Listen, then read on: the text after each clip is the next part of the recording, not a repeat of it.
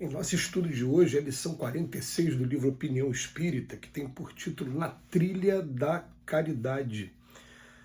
Se já podes sentir a felicidade de auxiliar, imagina-te no lugar de quem pede. Provavelmente jamais precisaste recorrer à mesa do próximo para alimentar um filho estremecido e nem saibas quanto dói a inquietação nas salas de longa espera quando se trata de mendigar singelo favor. Quantos nos dirigem o olhar molhado, suplicando socorro, são nossos irmãos. Talvez nunca examinaste os prodígios de resistência dos pequeninos sem prato certo, que te abordam na rua, e nunca mediste a solidão dos que atravessam moléstia grave, sem braço amigo que os assista no sofrimento, a se arrastarem nas vias públicas, na expectativa de encontrarem alguém que lhes estenda leve apoio contra o assédio da morte. Muitos dizem que há entre eles viciações e mentiras que nos compete evitar em louvor da justiça, e ninguém pode contrariar a justiça, chamada reger a ordem. Será justo, no entanto, verificar até que ponto somos culpados pelo desespero que os fizeram cair em semelhantes desequilíbrios e até onde somos também passíveis de censura por faltas equivalentes. Deus nos dá para que aprendamos também a distribuir. Assegura a disciplina, mas lembra-te de que o Senhor te agradece a bagatela da bondade que possas entregar em favor dos que sofrem a palavra de reconforto que graves no coração torturado que te pede esperança. Trabalha contra o mal, no entanto, recorda que as leis da vida assinalam a alegria da criança desditosa a quem deste um sinal de bondade e respondem às orações do velhinho que te recolhe aos testemunhos de afeto, exclamando: Deus te abençoe. A caridade em cada gesto, em cada frase, acende o clarão de uma bênção. Será talvez por isso que a sabedoria divina ergueu o cérebro acima do tronco, por almenara de luz, como dizer-nos que ninguém deve agir sem pensar, mas entre a cabeça que reflete e as mãos que auxiliam, situou o coração por fiel sublime. Uma vez a gente ouviu de um espírito amigo que essa caridade que procura nas ruas aqueles que estão sofrendo a provação de não ter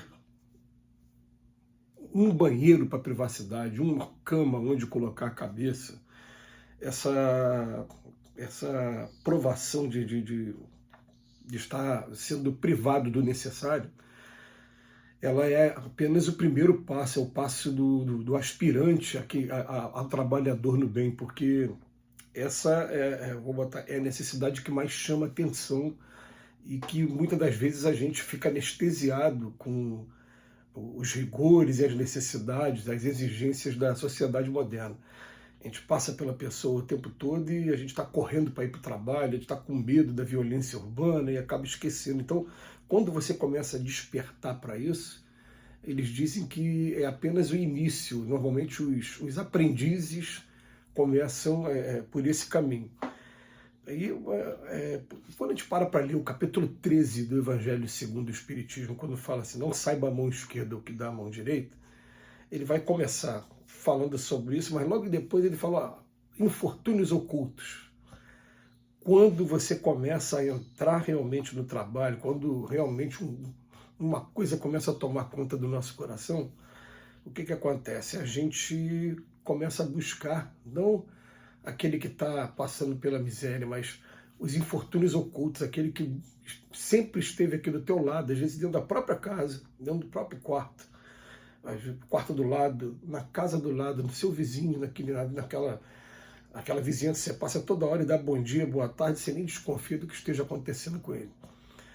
Mas todos eles acabam sendo assim, aprendizados para que a gente perceba o seguinte: a gente, quando está do outro lado, a gente percebe o quanto faz a diferença uma pessoa que te ajude.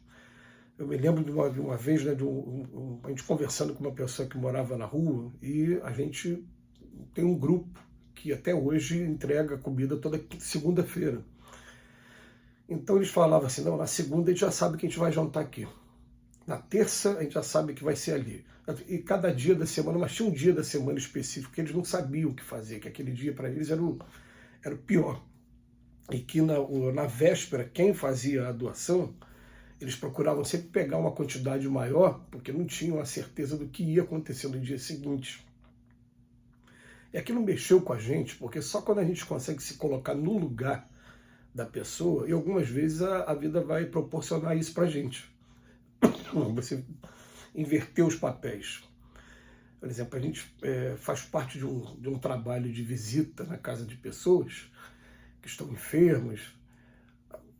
Só o dia que eu fiquei numa convalescência por conta de uma cirurgia de desvio de septo, e fui eu que recebi a visita, é que eu consegui ver a importância de trabalhos como esse, porque a gente fica numa carência, a gente fica numa tristeza, às vezes sem poder sair da cama, sem poder fazer muita coisa, e de repente a alegria de companheiros entrarem no seu lar, trazendo o evangelho, conversando pouco.